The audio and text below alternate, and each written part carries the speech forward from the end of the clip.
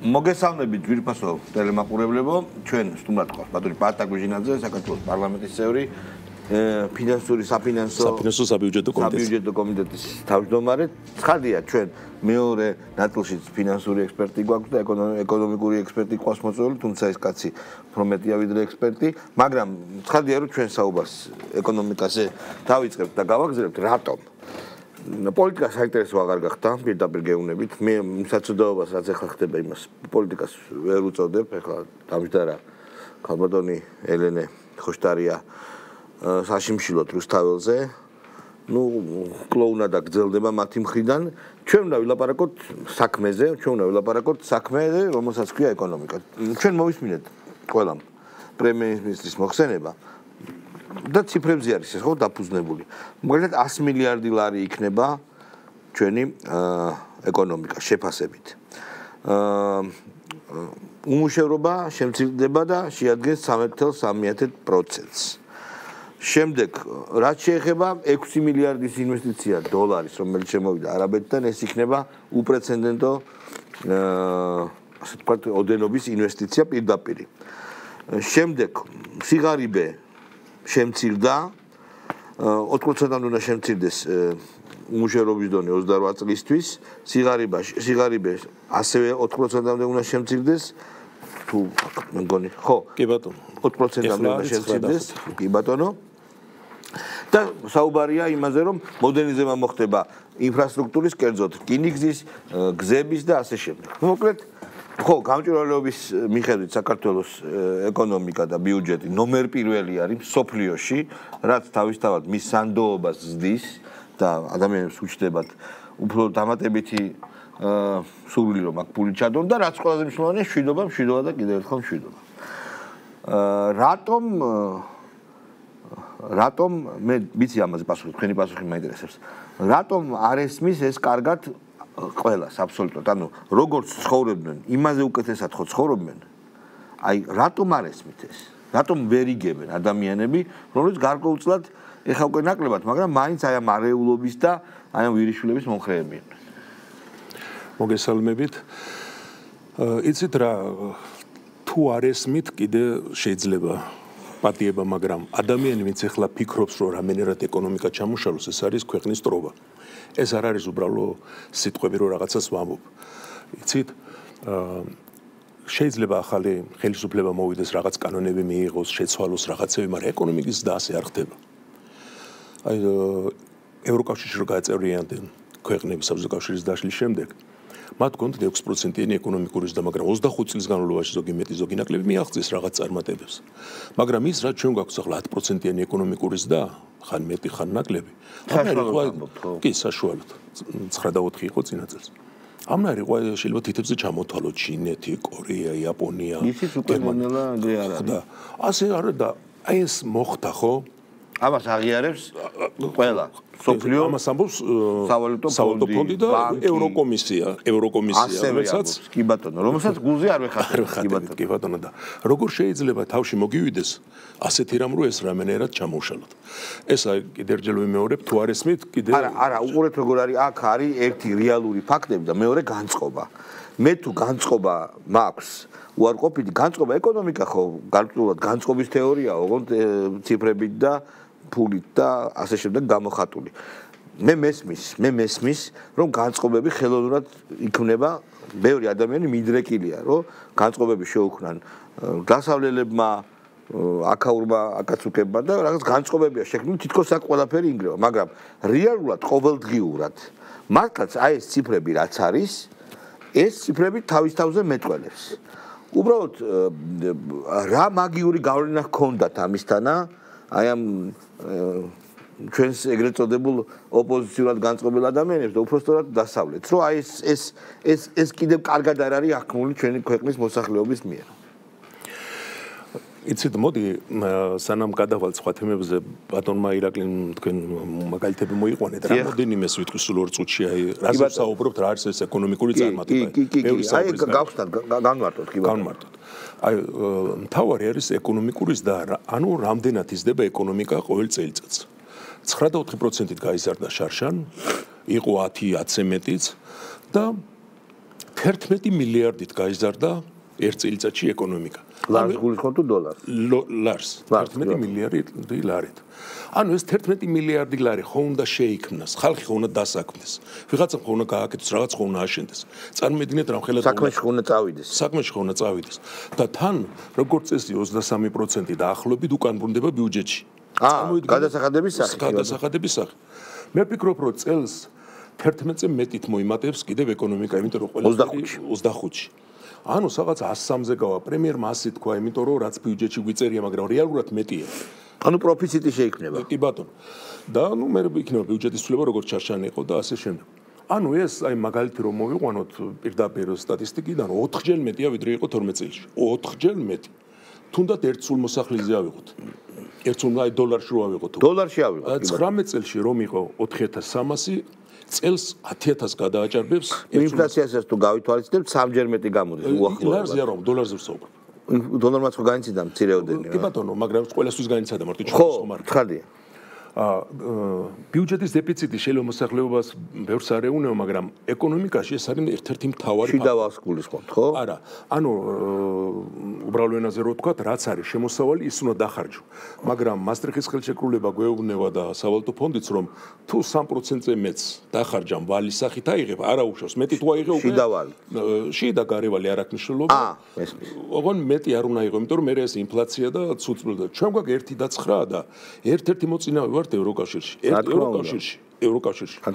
რაც შეეხება ეკონომიკურ ზრდას, რომ დაუბრუნდეთ, პირველ ადგილზე ვართ ევროკავშირის ყველა ქვეყანას შორის და კანდიდატებს შორის. და მსოფლიოში ვართ ერთ-ერთი მოწინავე. ამას მე არა უნდა ჩვენი სტატისტიკა, ეს არის სავალუტო ფონდის და ევროკომისიის. გარდა ამისა, ყურადღება უნდა მივაქციოთ ღატაკი ქვეყანა 2003-ში, როცა დაიქოქა რიგი მიზეზების გამო და აჩვენა ის ციფრები, რაც დღეს არის 10%-იანის და იყო მაშინაც მიშაზოს, მაგრამ რასთან შედარებით? მაშინ მაგაზდაც გეტყვით არის. მაშინ იყო არ იყო ეკონომიკა, არა, ადრე დაიწყო როგორც ჩანს, მაგრამ ნებისმიერ შემთხვევაში. ეხლა რამდენი წელიას დაიდის? ეკონომიკურ ზრდას სულიყო, მაგრამ ეს 10%-იანი 21, 22, 23 და 24. ტენდენცია. ეს არ არის რაღაც შემთხვევითი, ეს არის რაღაც ერთჯერადი რაღაცა ინვესტიციის მიერ წარმოშობილი. ეს არის ტენდენცია. კი ბატონო. აი კიდევ 20 თავრობის ვალი. ხო, 20%. რამდენი? ორივე ერთად. მთლიანი შიდა პროდუქტის 36%. ეს არის ძალიან დაბალი. ამერიკაში რამდენია? 125. აი იგივეა იტალია, საფრანგეთი და რაც ინფლაციას უწყობს ხელს. კი ბატონო, ხო. აი ამის გარდა ინვესტიციებს ვიძახით და რაღაცა თუ ოპოზიცია დაეტაკება ხანი ინვესტიციას ხანი. ზოგადად ინვესტიცია, ყველა ინვესტიცია 20 მილიონი ლარი და წელს უკვე 24 მილიონი გეგმება. ლარის კურსი სტაბილურია და რეზერვები იმსება. ინვესტიცია რამდენი გეგმება უკაცრავად? ინფლაცია ჩვენ არა, ინვესტიცია რამდენი მილიონი? 24 მილიარდი ლარი. მილიონი თქვით უბრალოდ და მილიონი ბოდიში. მეტი, ბატონო. ხო. და აი ასეთ შემთხვევაში კიდევ ერთხელ ვიმეორებ, რომ ეს ყველაფერი არის ევროკომისიის და სავალუტო ფონდიდან აღებული ინფორმაცია. ეხლა გადავიდეთ ბიზნესმენებზე. აი იგივე ოპოზიციურად განწყობილ ბიზნესმენებზე. ყავს ესეთი ჭონია ყავს ეს გამლებს როყილის ბატონი. რა ქვია? ოქრიაშვილი, კი ბატონო. თავიანთ ბიზნესებს ჩახედონ. აი როგორ არის საქმე? ეხლა ხო ზრუნავენ და ხო ნაღლობენ ბიზნესზე. ხო იძახიან რომ ეს ავტორიტარული ქვეყანა გახდა. ჩახედონ თავიანთ ბიზნესს. არავინ მათ ბიზნესში არ ერევა. მიუხედავად იმისა, რომ რასაც მათი პოზიცია მიუღებელია აბსოლუტურად ხელისუფლებისთვის, ეკონომიკური, არც ეკონომიკური, მით უმეტეს არც სამართალდამცავი ბერკეტები მათ წინააღმდეგ არ მუშაობს. პირიქით, გაეზარდათ წინსვლა აქვს და გქონდეთ. იმიტომ ბევრ ხალხს ასაქმებენ და ფულსაც იხდიან. ესეც ხომ მნიშვნელოვანია რა. აბა წარმოუდგენი რამე ხომ იქნებოდა იგივე ჭონიაზე საუბრობთ. წარმატებული ბიზნესი აქვს, დიდი მოგება აქვს. რა თქმა უნდა. ხსნის და ხსნის რესტორნებს, ხო? აი მეტი რა უნდა იყოს? წარმოგიდგენიათ, თქვათ იმ პერიოდში, რომ ვინმეს ეს გაეკეთებია ოპოზიციონერს. მიშაზროს რომ ჭონიას ფული მიეცა დავუშვათ ქართული ოცნებისთვის. არა, მე ესეთ რამ სიზმარშიც არ წარმოვიდგინე. მაგერ საგადასახადო რო შევიდოდა რომელი ორგანიზაციაში აი კაც რომ მიუსამძიმრებენ რაღაც რო დაეყუება ესე იყო, იმიტომ რომ უკვე დამთავრებული ამბავი. და ის თქვენ ბრძანეთ მინდა რომ ერთი-ორჯერ პარლამენტში კი თქვენ. აი ეკონომიკური ზრდა მიშას დროს ეგ რა იყო? ესე იგი ძირითადი ნაწილი რაში გამოიხატებოდა? შევარდნაძის დროს იყო ეგრეთ წოდებული შავი ეკონომიკა. კი ბატონო. გათეთრებამ გამოიწვიეს და გათეთრება ძალიან მოკლე მარტივი მაგალითი რო იყო. არის საწარმო პირობითად, რომელსაც აქვს მილიონი ბრუნვა, მაგრამ აჩვენებს 100,000. 100,000. და იმ 100,000-დან ყველაფერს იხდის. გადასახადს და ყველაფერს, იმიტომ რომ ეს აჩვენებს. თუმცა მილიონი ხო. ახლა მათ რომ მოვიდეს რაც გააკეთეს, გააკეთეს, როგორ გააკეთეს ეს სხვა თემია, მაგრამ გააკეთეს. გადასახადი მას მოიმატა, თქვათ, 9 თუ შემოდიოდა, ესე იგი 9 მილიონი შემოვიდა, ხო? და გამოჩნდა კიდევაც. 2008 წელს 4-ჯერ, 5-ჯერ მოიმატა ბიუჯეტმა, ამ შემოსავლებმა. და ეს არ უნდა აღწერილიყო, არ უნდა გამოჩენილიყო ეკონომიკურ ზრდაში დაც 100,000-დან მილიონზე ხო აიყვანეს. ეგ იყო. ხო, მაგრამ ამის შემდეგ დაიწყო ბიზნესის ტერორი, ისევ როგორც პოლიტიკური და მედია ტერორი და შესაბამისად 2008-ში საერთოდ ჩამოიქცეოდა ეკონომიკა, ის რომ არა ის 4 მილიარდი. ეხლა რაც არის ეს არის. ეხლა კიდევ ერთი ესეთი ამბავი.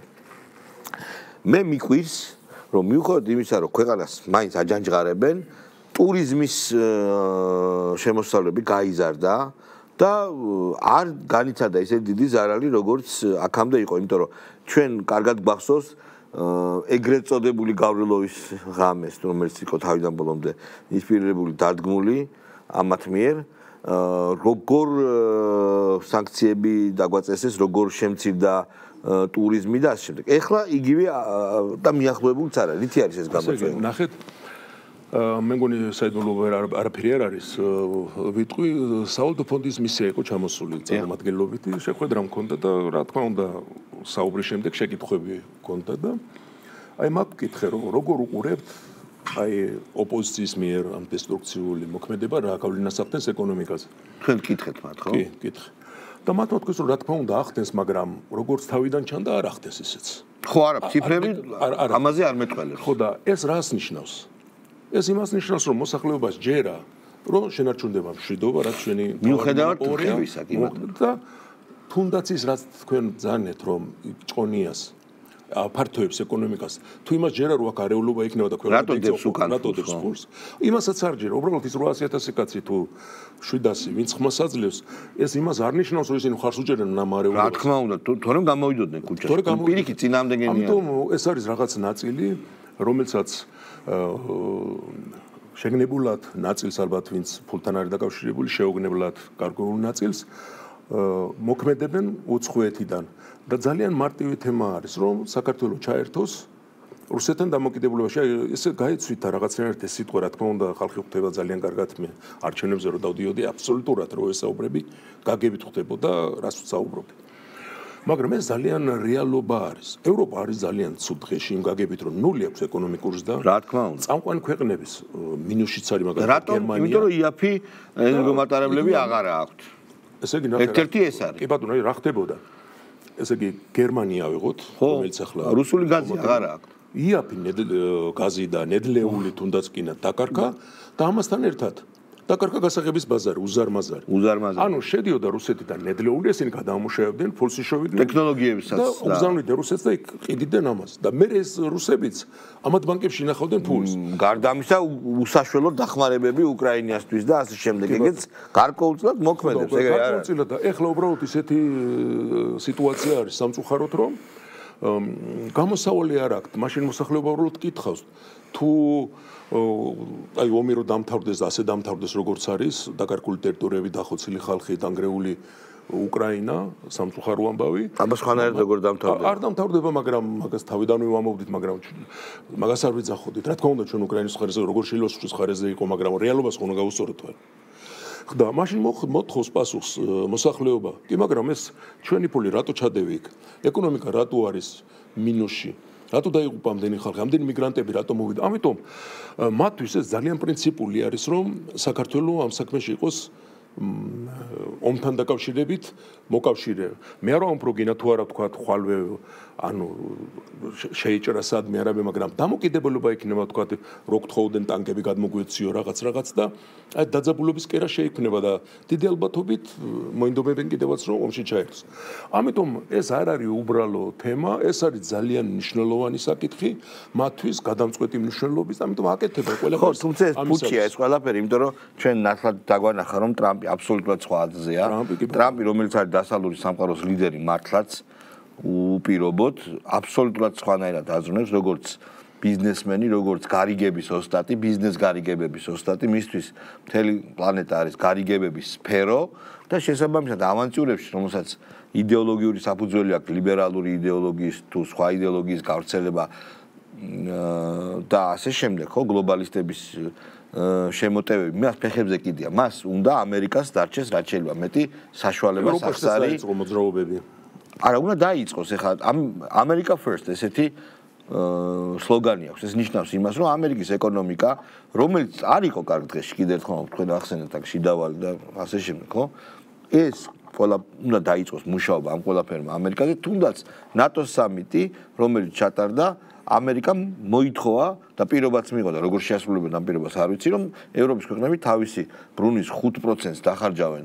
ოღონდ რა თქმა უნდა ამერიკაში. ამერიკას მიყიდიან, ამერიკიდან იყიდიან შეკვეთებს, ეს ნიშნავს უდიდეს შეკვეთებს ამერიკული ინდუსტრიისთვის, იარაღის ინდუსტრიისთვის და უდიდეს ფულს.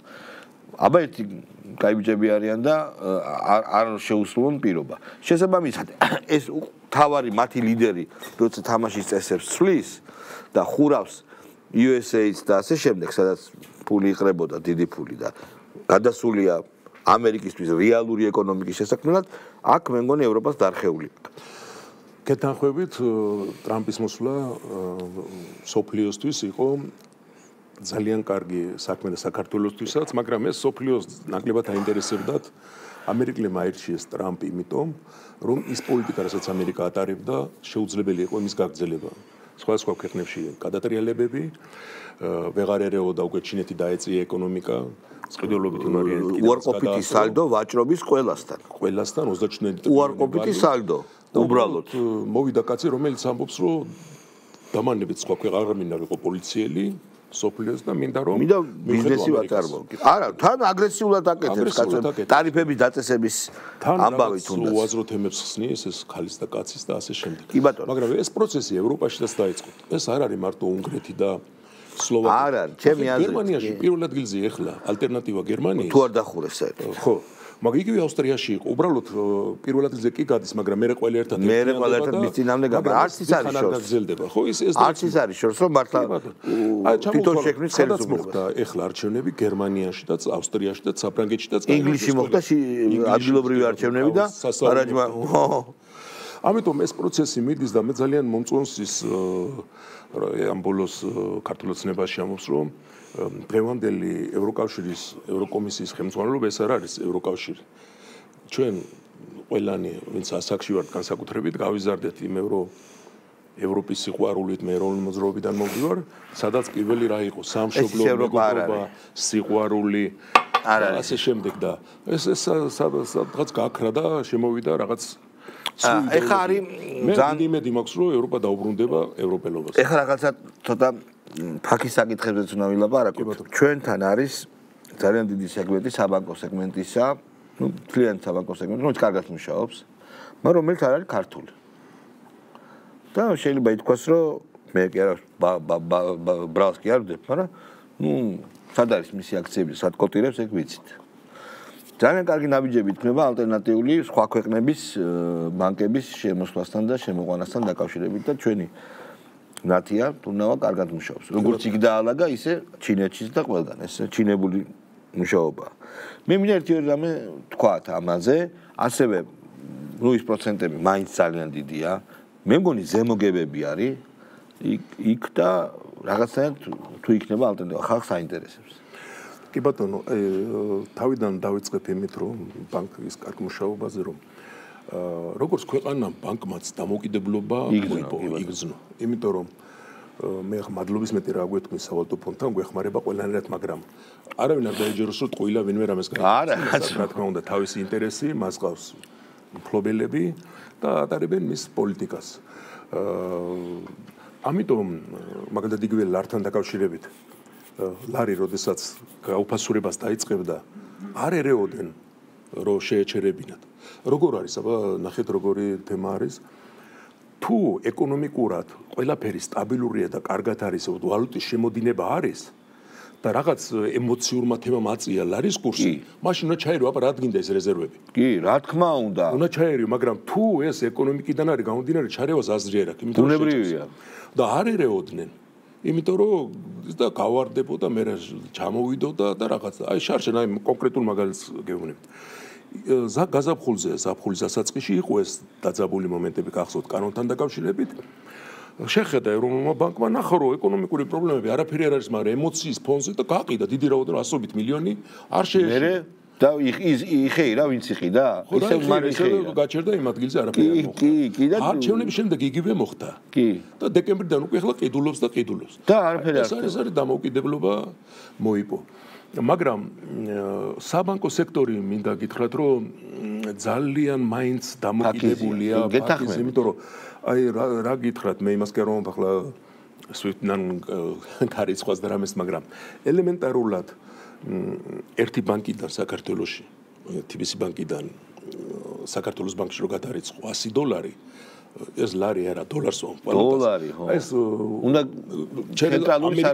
ცენტრალურმა ბანკმა, ამერიკის ცენტრალური არ ქვია. არა, რომელი ბანკშიც აქვს გახსნილი ანგარიში, იმან უნდა გადაურიცხოს სხვას, ეს ახლა ავტომატურად ხდება, კონტროლდება, ანუ თლიანად უყურებენ. ამიტომ იქ მათ შეუძლიათ რაღაც დირექტივა გამოაგზავნონ, რაღაც ის რომ ასე ერქნათ, ისე ერქნათ და თუ იმათმა სანქციები დაუწესეს ჩვენ ბანკებს, ეს ძალიან ძიმე იქნება. ახლა შეიძლება ქალბატონათი ამასით რამეები ვერ ისაუბროს, მაგრამ მე ვაძლევ თავისუფლებას თქვა რომ ეს არ არის მარტივი. მაგრამ თვითონ ის პროცესი დაიწყო, რომ დამოუკიდებლობას ნელ-ნელა ვიღებ. მე მგონი უკვე როგორი თემაა, იცით? ჩემი აზრით ეგ არ მოხდება. არ მოხდება, იმიტომ რომ ამ სანქციებს და აი ამ ზეწოლას, რა თქმა უნდა, სანქცია არ იქნება ოფიციალური.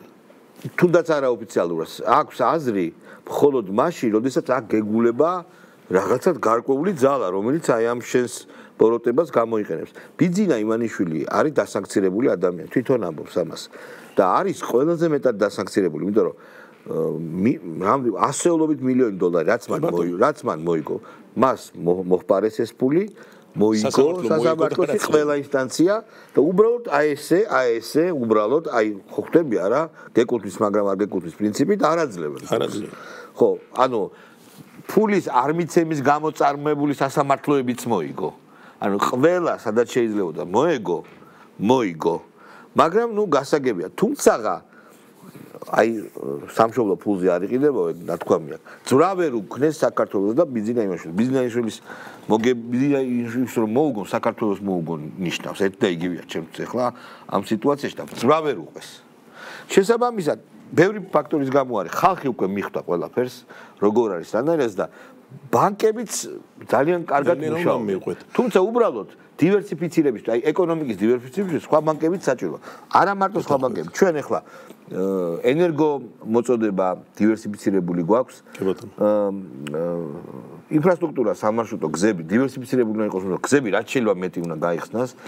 პრემიერა და ყარსი ახალქალაქის წელს შევა ხომ წყობში ბოლომდე ეს უდიდესი პროექტი არის და ანაკლია ლაპარაკი მეგონი 29 წელს შევა ჩვენ და პრობლემა არ არის იქ თურქეთში იყო უფრო დასამთავრებელი თორე ჩვენ უკვე დიდი ხანია მზად ხო 29 წელს შევა ანაკლია წყობში და 600.000-მდე კონტეინერს მოემსახურება ამ ეტაპზე პირველ ეტაპზე წელიწადში რაც არ არის ცოტა და შემდეგ ღვთისმადლით მოემატება ამ ყველაფერს შესაბამისად თავარი სიტყვა დივერსიფიცირება რომელიც მე მომწონს მუშაობს და არის. აი დივერსიფიცირებაზე რა მინდა თქვა, ჩინეთს აქვს განსაკუთრებული როლი. იგივე ანაკლიაზე ახლა ეს დიდი თემა არის.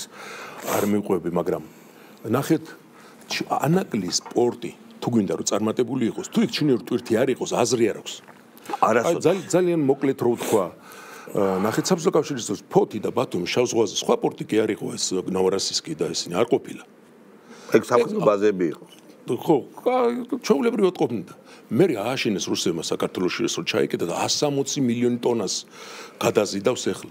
შუა აზიას თუ რამე ტვირთი აქვს. მე აქ ჩინეთს ახლა ეკონომიკა ყველაფერს ჭამს. თან ინდოეთის ზღვაში ირანით რკინიგზა გააკეთეს, ამიტომ ტვირთი არ არის.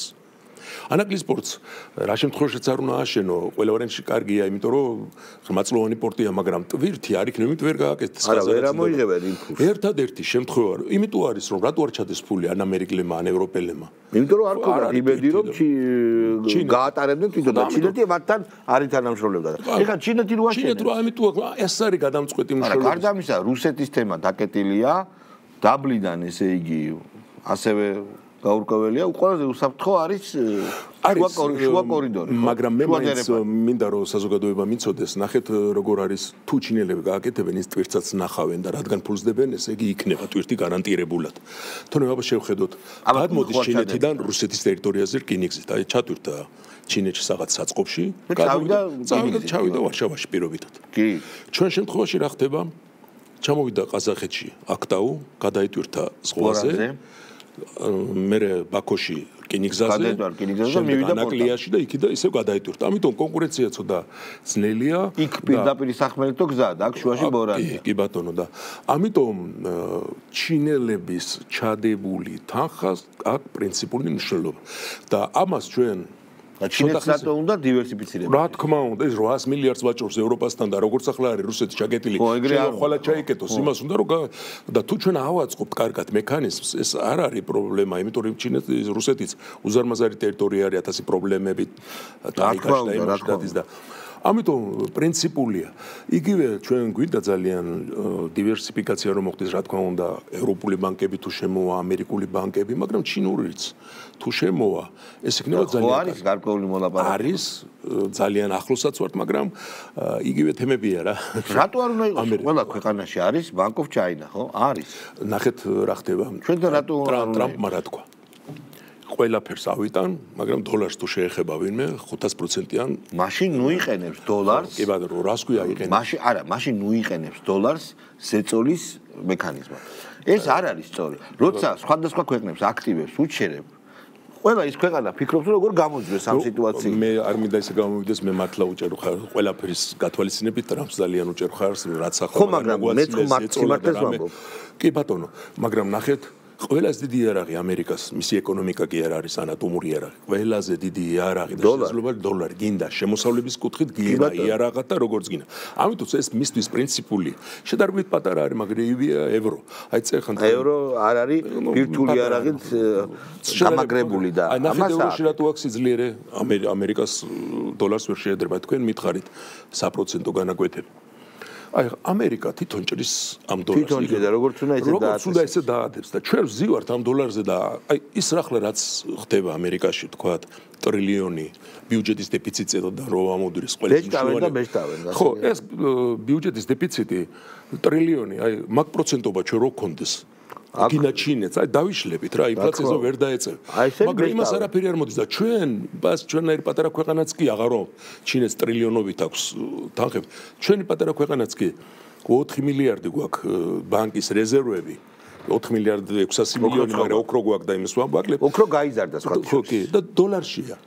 დოლარში ჩვენც რო იგივე საბენსიო სააგენტო რაღაც დოლარში 100 თელ სოფლიოს ანუ თუ რა ვინმე რამე შეჭერს დოლარში ამიტომ ეს არის გადამწყვეტი მნიშვნელობა მაგისთვის დოლარიზაციას ლაპარაკი მაგითო იმიტომ და ვაკეთებთ მაგრამ ეს კიდევ ერთხელ ვიმეორებ თითქმის შეუძლებელი იყო 6-7 წლის წინ ეს ნელ-ნელა უნდა გაკეთდეს მაგრამ არ უნდა მოხდეს კვეთრი მოძრაობები რომ რაღაც შარში არ გავეხრო შვიდობით და დასკვნის სახით რომ თქვათ მოხდა ისე ჩვენთვის გასახარად, მაგრამ უცნაურად, რომ ეს 22 წლიდან დაწყებული ქვეყნის ყევა, რომელიც ისპირებული და დაფინანსებულია საზღვარგარეთიდან, ვერ მოერია ჩვენს ეკონომიკას და მიუხედავად ამისა განვითარდა. ესე იგი, ქართულმა ხალხმა, ქართულმა ეკონომიკამ, ბიზნესმენმა იმუნიტეტი შეიძინა და არჩევს, სად საპირწონე რა იყო, ომში ჩართვა და რა ეკონომიკაზე იქნებოდა ლაპარაკი. ერთი რაკეტაც რომ მოხდეს, ღმერთმა დაიფაროს, სადმე დამთავრდა იქ ყველაფერი, ხო?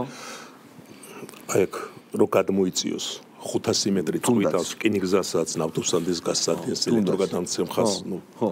შესაბამისად, ეს უნდა ვთქვათ და ვაღიაროთ, რომ ქართულმა ოცნებამ ამ უმძიმეს პირობებში შეძლო არა მხოლოდ პოლიტიკური სტაბილურობის შენარჩუნება, არა მხოლოდ მშვიდობის შენარჩუნება, არამედ ეკონომიკური წინსვლა, რაც სწორედ მათი რაციონალური და მშვიდობიანი პოლიტიკის შედეგია. აბსოლუტურად. თან რაც თორე ხალხმა დაიჯერა ეს. ხალხმა დაიჯერა, მაშინ არ გამოვიდა. არა, ხო, რა თქმა უნდა. ანუ არ აყვა ხალხი. არ აყვა ხალხი ამასთვის.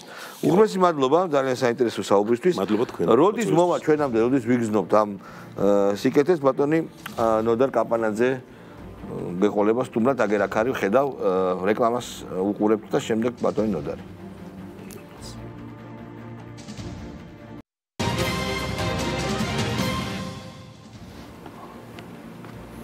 ბატონი ნოდარ კაპანაძე მოგზანდა ჩვენი მეგობარი გვიანი კაცი რომელსაც ჩვენ ეკონომიკაზე და არა მარტო ეკონომიკაზე გავესაუბრებთ. ნოდარ ეხლა აქ ბატონი პატა იყო პარლამენტის წევრი და საბიუჯეტო კომიტეტის თავმჯდომარე და ისედაც ცხადია ხა მოხსენებასაც უსმენდით პრემიერის და სტატისტიკა ცნობილია რომ ეკონომიკა წინ მიდის და ბევრი ისეთი ციფრია რომელიც ჯიუტი რამეა ხო ის ციფრი რომელსაც აღიარებს ჩვენი დაუძინებელი მეგობარი დასავლეთი რომელიც ნუ გაუცებაში მოუყავარ ხო ანუ ზდის ტემპი თუმცა კიდე ერთხელ ვამბობ რაზე ჩვენ არაერთხელ ვილაპარაკეთ და დღეს კიდევ ვნაპარაკოთ მოსახლეობის მასებს ეს არ აქვს კარგად გავიცნობიერებული თუმცა დოლარი იქნება ნაწილდება კიდევაც და ასე შემდეგ ხო იმიტომ რომ სიგარების პროცენტი მცირდება და რასთან აქვს პიარი უნდა მეტი რა არის საჭირო ამისთვის რომ თუ ყველაფერი კარგად არის და სწორედ ამიტომ არ ყვებიან ამაკაცუკებს შალვა მოდი სანამ ამ კითხვაზე პასუხს დავიწყებდით ერთი მარტივი ალეგორიით დავიწყებ ამავე პასუხს ერთსა და იმავე მინდორზე ფუტკარი ხედავს ყვავილებს და ბუზი ხედავს ნეხვს და ორივე მართალია მინდორზე ორივე არის კი ბატონო ყვავილებიც არის და ნეხვიც არის დამოკიდებულია იმაზე ყველაფერი თუ ვინ ხარ შენ და რა გინდა შენ ცარიელია ნახევარცარიელი თუ ნახევარცარიელი თუ თაფლის გაკეთება გინდა მაშინ ყვავილებს დაინახავ თუ ნეხვი გინდა ნეხვს დაინახავ ესეც არის და ესეც არის ყველაზე საინტერესო პარადოქსი ისაა რომ ყველაზე კარგი ყვავილები ხარ სადაც ნეხვია ნუ ეგეც არის ნიადაგი უფრო ნოყიერი რა თქმა უნდა ხო და ამდენად პრობლემები როგორ არ არის? პრობლემები არის, რა თქმა უნდა. უპრობლემო საზოგადოება, უპრობლემო ადგილი, ყველაზე უპრობლემო ადგილი არის სასაფლაო. სადაც ყველაფერი არის ძალიან სტაბილურად, აი ეს მიხაილ ნოშკინის სიმღერა каждый лично в своем гараже, რა. და ყველა თავისთვის უზრავად არის და სტაბილურად. მაგრამ პრობლემები რომ არის, ეს იმას არ ნიშნავს, რომ ყველაფერი ცუდადაა. რაღაც ტენდენციები არის კარგი ტენდენციები უდავოდ, ამას უნდა განახოთ. თუ შენ მხოლოდ ცუდს ეძებ, აუცილებლად იპოვი ცუდს. ამიტომაც არის, რომ მე ჩვენ მთავრობასაც ვეუბნებოდი, მithქვავს ბევრჯერ. და აქაც ეთერებშიც ბევრჯერ გამეორებია და ჰარე კრიშნას მანტრასავით ყოველთვის ყველგან ამას ვიძახი. აუცილებელი არის რომ 10 თვლის წერტილი იყოს არა ქვევით, რომელიც ქვევით გეკაჩება აუცილებლად, თუ 10 თვლის წერტილი არის სიღარიბის შემცირება, ყოველთვის და ყველგან აუცილებლად იპოვი სიღარიბეს. არ არსებობს საზოგადოება სიღარიბის გარეშე. და აი ამ სიღარიბეზე ფოკუსით შენ აუცილებლად გექნება მხოლოდ და მხოლოდ სიღარიბეზე ორიენტირი, მხოლოდ და მხოლოდ სიღარიბეზე აქცენტი. ფსიქოლოგების ენაზე მაგას ქცევის პროექტირება ქვია და თუ შენ ყოველთვის ლაპარაკობ სიღარიბეზე აუცილებლად გექნება სიღარიბე, თუ ყოველთვის ლაპარაკობ მკვლელობაზე აუცილებლად მოხდება მკვლელობა, თუ აუცილებლად თუ სიმდიდრეზე ლაპარაკობ, უფრო მაშინ სიმდიდრისკენ წახვალ. აი ეს არის ტრამპის მეთოდი. ეს არის ზუსტად ერთ-ერთი ტრამპის მეთოდი, როდესაც არ არსებულ რაღაცებზე, მისთვის არ არსებულ წარმატებაზე არაფერს არ ამბობს და აბსოლუტურად ყველა ნაბიჯი რომელიც მაგს გადაქმნება არის შესანიშნავი მაგარი წარმატებული ეს არის ამ კაცის ფსიქოლოგია ამიტომაც მე ვიძახი აქ თქვენ ეთერშიდაც მithქვავს როდესაც ლაბორატორიის საშუალო ფენის შესახებ ხო რომ საშუალო ფენა იყო 13%, ეხლა არის 56%. 2023 წლის მდგომარეობა. და ეხლა გაიზარდა დარწმუნებული. ეხლა 2024-ის შედეგებს განახლება დაჭირდება და რო განვახილ დარწმუნებული ვარ რომ გაიზრდებოდა, მაგრამ რამდენით გაზომილი შეფასება ერთია. ხო და მაგრამ ეხლა აი ამ ტენდენციას უნდა აუცილებლად ყურადღება მაგრამ არის ახლა ცუდი რა არის. როდესაც აი ძირითადად საუბარი მიდის გამოგონილ პრობლემებზე. ხო. პრობლემები, რა თქმა უნდა, არის, მაგრამ არის ძირითადად საუბარი მიდის გამოგონილ პრობლემებზე. რომელიც მაგალითად ვიღაცამ რაღაცა განაცხადა და მე ეს რო განაცხადა იქ რაღაც არ ვიცი, კაია კალასმა რაღაც რეზოლუცია მიიღეს აბსოლუტურად უნიჭო უშინაარსო, რომელიც პოლიტიკაზე აღარ მოქმედებს. რომელიც აბსოლუტურად არაფერს არ ცulis ეს არის ხმაურის ქარიშხალი. ეს არის ქარიშხალი ჭიქაში, არაფერი არ არის და ამაზე აი ეს აღიქმება, განიხილება როგორც დიდი პრობლემა, ამაზე მიდის დიდი მსჯელობა, ამ დროს რეალური პრობლემები რჩება გარეთ. აი მე მას ვამბობ, რომ სწორედ აი მე მაგალითად მთავრობის გულშემატკივარი ადამიანის პოზიციიდან ვიტყოდი ასეთ რამეს, რომ ძალიან კარგი იქნება იქნება საგნობრივი კრიტიკა. ანუ ვინ და გაკრიტიკოს საგნობრივად? ვინც არ უნდა საგნობრივი კრიტიკა. ვინ საგნობრივად იდიოტი არ უნდა იყოს რომ გაკრიტიკოს. ესენი იდიოტები არიან. არა, უკაცრავად ახლა ამათი კრიტიკა, ესენი რასაც ეს კრიტიკა არ არის. არა, იდიოტები არ უნდა გაკრიტიკოს. საგნობრივად. კრიტიკა არის სამი სახის. ხო. მისაღები კრიტიკა, დავიწყოთ იმით, რომ კრიტიკა არავის არ უყვარს, თუ ვინმე გეუბნება, რომ კრიტიკა მიყვარს. თუ ვინმე გეუბნება, რომ კრიტიკა მიყვარს, ეს არის ან მაზოხისტი, ან ფარისევი. ადეკვატური კრიტიკა. კი ბატონო, კრიტიკა, მისაღები კრიტიკა, როდესაც გეუბნებია რა არ ვარგა, გეუბნებია რატომ არ ვარგა და გეუბნებია როგორ აჯობებს. კი ბატონო. მეორე არის გამაღიზიანებელი კრიტიკა, როცა გეუბნებია რა არ ვარგა და მე დიდხანს და მოსაწყენად გიხსნიან რატომ არ ვარგა და არ გეუბნებიან როგორ ჯობია. კი ბატონო. და არის მესამე გამაცოფებელი კრიტიკა, როცა უბრალოდ გეუბნებიან რომ არ ვარგა. კი. აი ახლა ჩვენთან რასაც უყურებ მე აი ამ ჩვენ სივრცეში, მედია სივრცეში და ძირითადად სოციალურ ქსელებში იქნება საინფორმაციო სივრცეში, ძირითადად დომინანტი არის მესამე ტიპის გამაცოფებელი. და ამაშია საქმე, რომ ხალხი ამ გამაცოფებელი კრიტიკის ავტორებს აღარ უჯერებს. აი მაგალითად აღარ უჯერებს. უყურე როგორ ხელისუფლების გაკრიტიკებას რა უნდა კაცო, ყველაზე მოწყვლადი არის ხელისუფლების. რა თქმა უნდა, ვინც საქმეს აკეთებს ის უშვებს თომას. უყურეთ აი თქვენ ბძანეთ, რომ კრიტიკა არავის არ უყვარს, მაგრამ უნდა იყოს კონსტრუქციული. მაგრამ როცა ესეთი ფაქტორი შემოდის, გაუთვალისწინებელი, რომელიც საქართველოში არ ყოფილა აქამდე, ომის რეალური შიში.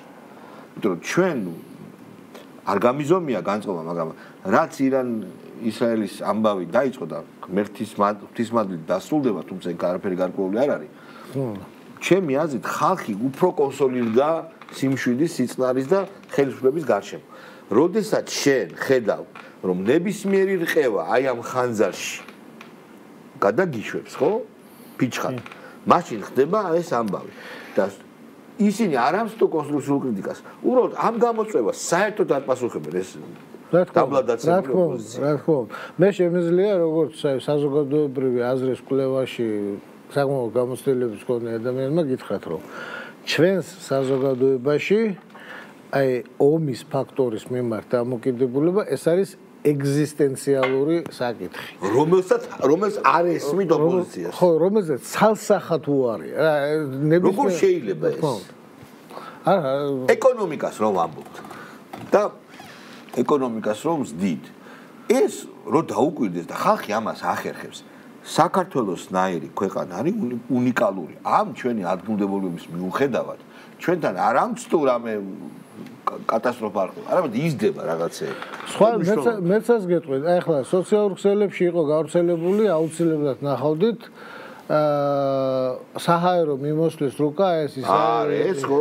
აი რამე შევიდა ფული? ეს არის შემიძლია გითხრა, რომ ეს არის მთავრობის ოპტიმალური პოლიტიკის კვინტესენცია აი ეს რუკა.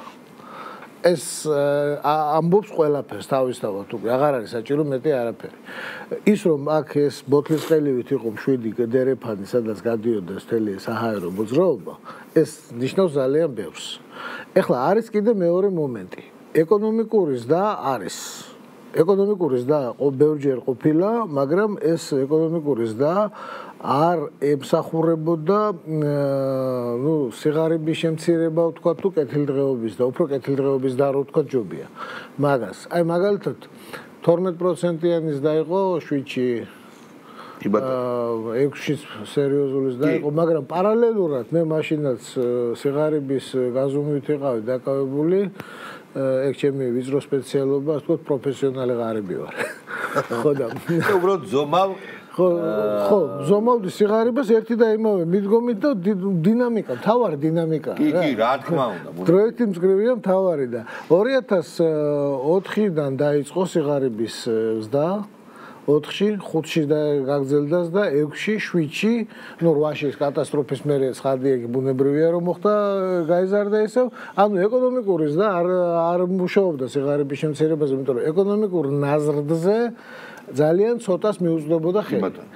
ეხლა 2000 საღამოს უკვე 14-ში და 15-ში იყო 13-ში, 14-ში და 15-ში იყო ძალიან რაღაც ელვისებური შემცირება, შემდეგ შენელდა სიღარიბის. იმიტომ რომ ძალიან ბევრი ფული დაიხარჯა სოციალურ პროგრამებზე. სოციალურ პროგრამებზე პლუს ძალიან დაბალი იყო სასტარტო პოზიცია.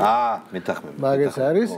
შემდგომ წამოვიდა ქვეითკენ და ესეთი ექსპონენტა არის, რომელიც ნუ ბოლო-ბოლო 0 სიღარიბი არასდროს არ არის. მაგრამ 80%-მდე უნდა შემცირდეს 20. ეს უკვე ძალიან ეხლა უკვე 10%-ზე ნაკლები ნამდვილად 4-მდე უნდა შემცირდეს 28-მდე. კი, შემცირდება თავისუფლად. მაგრამ სიღარიბის 20%-მდე შემცირება ეს შეიძლება იყოს მიზანი, მაგრამ უფრო უკეთესი არის მიზანი თუ იქნება კეთილდღეობის ზრდა, ისეთი რომ კავშირში. უყურე თუ სიღარიბიდან შესაბამისად კეთილდღეობა ხო იზრდება? იზრდება, მაგრამ ავტომატურად არ არის. არა, ავტომატურად არ არის. ზიანჭურჭელი არ არის. არ არის ავტომატურად, იმიტომ რომ სიღარიბიდან საშუალო ფენამდე ასვლას აქვს რაღაც გრადაციები რა. გავიგე. დაბალი საშუალო ფენა, საშუალო ფენა. ეგ საშუალო ფენა არის 3-ის, შუა უფედა, შუა და ზედა. და სხვათა შორის ყველაზე ფეთქებად საშიში სეგმენტი არის ქვედა საშუალო ფენა. ხო. ღარიბები და ღარიბიდან საშუალო ფენამდე სეგმენტი ეს საშიში ფეთქებად საშუალო ფენა არ არის დარწმუნებული თავის სტაბილურობაში. ერთი სტაბილურობაში არ არის დარწმუნებული და მეორე აი სოლომონ ისაკიჩ მეჯღანუაშვილზე რომ ვამბობდით იმ ანალოგიას, ხო, იმან ხო ყველა გრადაცია დაძლია სიღარიბის და ბოლოს მენტალურ სიღარიბეზე გაიჭედა ჯღანირუერია გვარში. მაგრამ ნუ ყველაზე საშიში სოლომონ ისაკიჩი იყო არა მეხუთე სტადიაში ბოლოს ზედა საშუალო ფენაში რო ავიდა, არამედ აი საშუალო ეგრეთ შუა საშუალო ფენაში რო იყო მაშინ. და სწორედ ესენი არიან ყველაზე უფრო ესეთი საპროტესტო თუმცა აი საპროტესტო არ არიან, უყურე, აღარ გამოდიან. არა ამათთან ხო მაგას არავინ არ გამოვა. არა ამათთან ერთად ამათთანის გარდა ომის არ შეეშინდათ. ეს ხალხი ხო უფრო განათლებული არა, უფრო არ მიუწვდება, უფრო ინფორმირებული, რაციონალურები. და ინფორმირებულობიდან განათლებამდე განათლებამდე წაკითხვა და მე წაკითხვა რაციონალურები არიან უფრო, ხო დაუშვა. რახან ფულს შოულობს უფრო ვიდრე სხვა, რაციონალურია, რაღაცა გარკვეული უნარები აქვს, საფრთხებს სწორად ცოტა კარგავს რაციონალიზმს, იმიტომ რომ წინ პრადვინუტობის ორიენტირებს ხედავს. არა, რომელიც აკარგინებს ხოლმე რაციონალიზმს. შენ ფიქრობ, რომ მათი პროტესტი გაცივდა, არა, მე ფიქრობ, არა მხოლოდ იმიტომ გაცივდა, რომ ესენი იდიოტები არიან. არამედ ომისაც შეეშინათ, ესე არ არის. გარშემო ცეცხლია. ეგ რა თქმა უნდა. ეგრე არ არის. რა, გარშემო როცა აგერ რაკეტები წუიან და ბირთვულ დაპირისპირებაზე არის საქმე. მან ერთ-ერთი მთავარი გამსაზღვრელი ასაკი არის. უფრო 40-ზე შვილი თუ ყავს და ასე შემდეგ. შუა საშუალო ფენის კი, აი მაგითო 35-ს გადაცილებული ადამიანები, ისინი უკვე იდიოტებმა ოპოზიციიდან საერთოდ ვერც ერთ გამოწვევას ამ ხრივ, იმიტომ რა არის მასლოუს პირამიდის ძირში არის სიკვდილი რო არ მოკვდე უბრალოდ. პირველი ეგ არის აუცილებელი. ხო, სიცოცხლე უნდა შევინარჩუნო და როცა შენ CNN-ზე და სხვადასხვა არხებზე უყურებს რომ აგერ რაკეტა მოფრინავს და იქიდანაც რაკეტა მოფრინავს და უტყავს ურანის გამდიდრების ცენტრიფუგას, გნერვიულობ, ხო? და აღარ გინდა ხარეულა, აღარ გინდა ჯანჯღარი. და თუმეტეს შედარებით უფროსი ასაკის ხალხს ვისაც გამოცდილება აქვს ამის. სამოქალაქო ომის. ისე ვისაც უნახავს და იცის რა მხიარულება. შესაბამისად თუ ეს ასე გაგრძელდა და თუ აი ეს საშუალო ფენაც გაიზარდა, შინდობა თუ შევინარჩუნეთ, ეს პროექტები თუ ამუშავდება. მენტალური შეღწევა დოვლათისა ხო გაიზრდება, არა ფიზიკური. აუცილებლად. ხო. როდესაც მე საშუალო ფენის დინამიკას ვსწავლობდი, ეგ ყველაზე მთავარი არის, მაშინ გითხარი თქვი კიდეც აქ ეთერში, რომ მენტალური სიღარიბის შემცირების ტემპი 5-ჯერ ნაკლებია. რა თქმა უნდა, რეალური იმიტომ რომ ლარში გამოხატული სიღარიბის აღქმა უჭირს. თუმცა ინერტული არის. არა, აქეთ უკეთესობისკენ მაგრამ მაინც შემცირებისკენ მიდის. არა, უკეთესობისკენ შემცირებისკენ კარგად მიდის, მაგრამ რამე რომ მოხდეს შეიძლება პირიქით სწრაფად წავიდეს, ხო? პირიქით რა თქმა უნდა, მაგას ელაში არ შეუცილდეს შემოსავალი. ვაშე სტატისტიკაში, ფასების სტატისტიკაში არის ეგეთი ფასების ელასტიურობის კოეფიციენტი ქვია. ყველაფერს სახელი აქვს. როდესაც ზრდის მიმართ კვეთრად იზრდება, მაგრამ შემცირებით უკვე მაშინ ესეთი შეკითხვა. როდესაც შენ მენტალური სიღარიბე დამოკიდებულება არის ლოგარითმული და არა წრფივი. რა თქმა უნდა. და ინტეგრალით აღინიშნა. და მაგარი. შესაბამისად, ესეთ დანასკვირო გავაკეთოთ ამაზე, რომ ეს ხომ მენტალური შემცირდება, მენტალური ის მასა, რომელთაც ფიზიკურადაც და მენტალურადაც შეუმცირდება სიღარიბის განცდა და საშუალო ფენაში აღმოჩნდება, ზედა საშუალო ფენაში, რადიკალიზმისაკენ ნაკლებად მიდრეკილი იქნება. რა თქმა უნდა, ნებისმიერ სახის. საზოგადოება, სადაც შუა და ზედა საშუალო ფენა არის 60%-ზე მეტი, ეს არის ძალიან მყარი საზოგადოება. კი. ძალიან მდგრადი და რყევების მიმართ ბედეგი საზოგადოება. აი ამას მოგ. ხოლო საზოგადოება, სადაც პოლარიზაცია, ქონებრივი პოლარიზაცია, მენტალური პოლარიზაცია არის მაღალი. ეს არის ფეთქება საშიში და რაც უფრო მაღალია პოლარიზაციის ხარისხი, მით უფრო დიდია განმუხტვის პოტენციალი. შესაბამისად, ეხლა საინტერესო დასმა გავაკეთოთ, ეს არის პირდაპირ პროპორციულ კავშირში, უბრალოდ ცირდება სიღარიბის განცდა მენტალური, უკვე პროპორციული იზრდება სტაბილურობისადმი მიდრეკილება. შესაბამისად, ხო, ეს არის ესე იგი ჩაკეტილი წრე. შესაბამისად, თუ შენ ეკონომიკას დი და მონაწილე, ხო, ბენეფიციარი, ბევრი მონაწილეობა. ბენეფიციარები ამ ეკონომიკის დისა ხედავენ, რომ პირდაპირ არის ნაკლები ექსტრემიზმი მის შემოსავლებთან დაკავშირებული, თვითონ განწყობაც ისეთია, რომ ნაკლებად ექსტრემისტულია განწყობა. განწყობა და ეკონომიკა არ მცირდება და ექსტრემიზმი არ გადის. აი სწორედ აი ამ კანონზომიერებას ხო არ ხედავთ საქართველოში. იმიტომ რატო იცი, აიყვნენ რომ 10 თუ 15 კაცი დაიჭირეს, სწორად დაიჭირეს. სხვა შემთხვევაში აქ ამბავი ატყებოდა, ხო?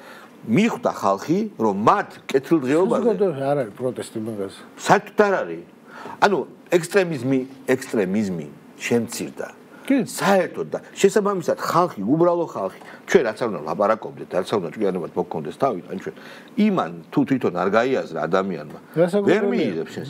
შესაბამისად, აი ესეთი ემპირიული ამბავი მომაფიქრდა, რომ მე სულ მაინტერესებს, სად გაქრა ეს ხალხი, რატო აპროტესტებენ. ამ ხალხმა დაინახა პირდაპირი კავშირი თავის კეთილდღეობასა და ნაკლებ ექსტრემიზმს შორის. რა თქმა უნდა, და ამით იგებს ოცნება ძალიან მაგრად. მოხერხდა ეგა. ამით იგებს სტაბილურობის ხელშემწყობი ნებისმიერი პოლიტიკური ძალა, რომელიც არის სტაბილურობის ასე ვთქვათ უზრუნველმყოფელი. კი. თუ ოცნება დაიწყებს რაღაც ექსტრემისტული ნაბიჯების გადადგმას, დაკარგავს დაუყოვნებლივ ყოველგვარ მხარდაჭერას. შესაბამისად, მოდი ესე ვთქვათ, ერთი ის რომ ომი იყო და ჩვენ მშვიდობის კუნძული ვიყავით და ამაზე არანაირი პასუხი. ომი არსად არ წასულა რომ იცოდი. ამაზე არანაირი პასუხი არ აქვს. ეს ახლა ირანსა და ისრაელს შორის ეს არის ცეცხლი გაახვიეს თივაში. ეხლა შესვენება, შესაბამისად, თუ ესე გაგრძელდება, მაშინ რადიკალური ეგრეთ წოდებული ოპოზიცია თუ მე მგონი ვირიშვილები უბრალოდ იდიოტები სულ უფრო და უფრო მარგინალიზდებიან. აი მეტი რა უნდა მარგინალიზდეს, როცა 800.000 ხმა აიღეს, ყველა დაიჭირეს და ერთი ადამიანი არ გამოვიდა. ახლა მოდი მე ჩემს ვიტყვი ახ მე ხა თუმცა ჩემს მოსაზრებას აქვს გარკვეული რეზონი. არა, მაგ მოსაზრების გაგრძელებაა პრაქტიკულად რა. იმ 800.000 ხმიდან მე როგორც გონია რა. დაახლოებით ერთი 500.000 მაინც ჯინაზე მეცემული ხმა იყო. და ეხა ესეც რადიკალიზმია. კი. აი და ეს რადიკალიზმია. და იმ ჯინამ გაუარა. ომი დაიწყო. ეს არის აგერ გამოჩნდება ადგილობრივ არჩევნებს. არა, ნუ ეხლა ხო ხდებით. მიიღებენ თუ არა მონაწილეობას, ეგ არიციან თვითონ. ხო, ესეც მათ პრობლემა. ხდები, სად არიან? ესეც მათი პრობლემა. შეიძლება ვერ გამოჩნდეს საერთოდ. რო არ მიიღონ მონაწილეობა. ნახა ციხეში როგორ მიიღო. არა, ნუ მე ხო გამოდიან და იძახიან, რომ შესაბამისად, აი მეგობრებო, შედარებით არასულელი ადამიანები რა დასკვნამდე მივედით. რომ პირდაპირ პროპორციულად ეს ხა არაფერი გენიალური დასკვნა არ არის, მაგრამ ხო, მაგრამ მონაცემები აჩვენებს ამას. ჩვენი მოსაზრების სისტორეს. მონაცემები ამას აჩვენებს და ნუ ციფრების წინააღმდეგ ვერსად ვერ წახვალ რა. ჩვენ კი არა კანტი ვერ მიდიოთ. კანტი მიდიოთ. ჩვენზე გაცილებით მიადი კაცი. დიდი მადლობა ჩემო კარგო. დიდი მადლობა ბატონო ნოდარ კაპანაძე იყო ჩვენი ნაცემის სტუმარი. ჩვენ ყველაფერი კარგად გვექნება. დღეს საუბარი ეკონომიკას შეეხებოდა. მე ყურადღებით უსვინე ჩვენს პრემიერს. დიდი ნაწილი მას სწორედ ეკონომიკას მიუძღვნა და ნელ-ნელა ჩვენ აი ამ მაიმუნებს ყურადღებას თუ არ მივიქცევთ და რეალურ პრობლემებზე დავიწყებთ ლაპარაკს, რაც არის. თქო უნდა. მაშინ იქნება უკეთესი რა. რეალურ პრობლემებში უბრალოდ არის რაღაცა პრობლემები, რომელიც რაღაცა გაისმის, მაგრამ არის საშინელი ყაყანი. გულშემატკივარის კრიტიკა არის აუცილებელი ნებისმიერი მთავრობის, არის აუცილებელი წამალი. ცხადია. დიდი მადლობა, კარგად გრძანდებოდეთ. მადლობთ, კარგად გრძანდებოდეთ.